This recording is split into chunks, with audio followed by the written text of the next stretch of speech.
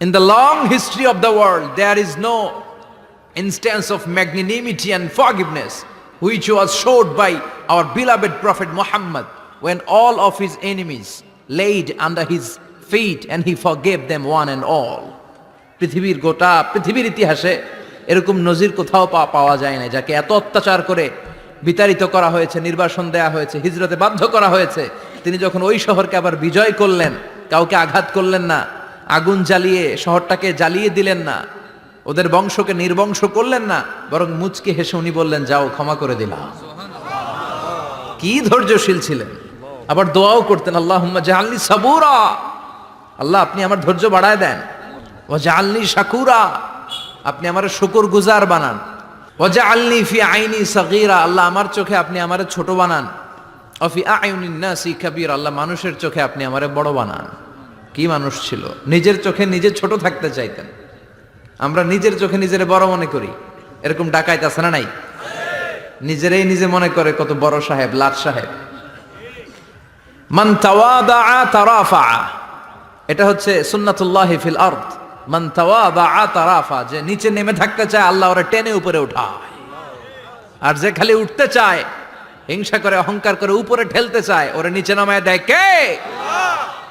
সাইয়েদনা আদমকে আল্লাহ বললেন, আদম সাল্লিম আলা উলাইকান নাফার লাম্মা খালাকাল্লাহু আদামা ওয়া কানা তুলহু 60 যিরাআন।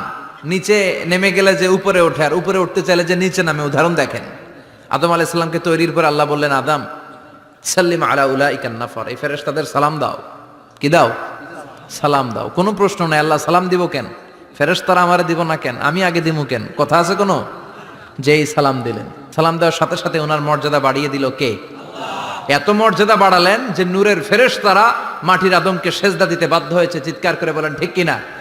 তুমি মাটির আদমকে প্রথম সৃষ্টি করিয়া ঘোষণা করিয়া দিলে শ্রেষ্ঠ বলিয়া, তাই তো নূরের ফেরেশতা করে আদমকে সেজদা, সবার চেয়ে সম্মান দিলে মাটির আদমকে। আল্লাহু আল্লাহু পড়েন, আল্লাহু আল্লাহু তুমি জাল্লে জালালুহু, শেষ করা তো যায় না গে তোমার গুণগান। আল্লাহু আল্লাহু, সুবহানাল্লাহ পড়েন। কি সম্মান আল্লাহ বাড়াই দিলেন। আল্লাহ বললেন, আদম আজকে থেকে তুমি আশরাফুল মাখলুকা, তুমি খলিফাতুল্লাহ ফিল আরদ, তুমি পৃথিবীতে আমার খলিফা, ভাইস জেরেন্ট অফ আল্লাহ। আল্লাহর খলিফা, আল্লাহর আহকামগুলো পালনের জন্য ভাইস জেরেন্ট। চুরি করলে হাত কেটে দাও, কার আইন?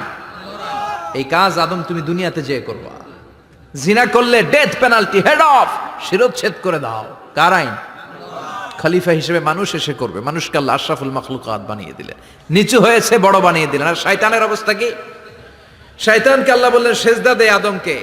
শয়তান যুক্তি দাঁড় করিয়েছে, খালাকতাহু মিন তিন খালাকতানি মিন নার ওয়া খালাকতাহু মিন তিন। আল্লাহ আপনি আমারে বানাইছেন আগুন দিয়া। কি দিয়া? আগুনের ধর্ম উপরের দিকে ওঠে, আর মাটির ধর্ম সে নিচে পড়ে থাকে, আমি কেন সেজদা দেব?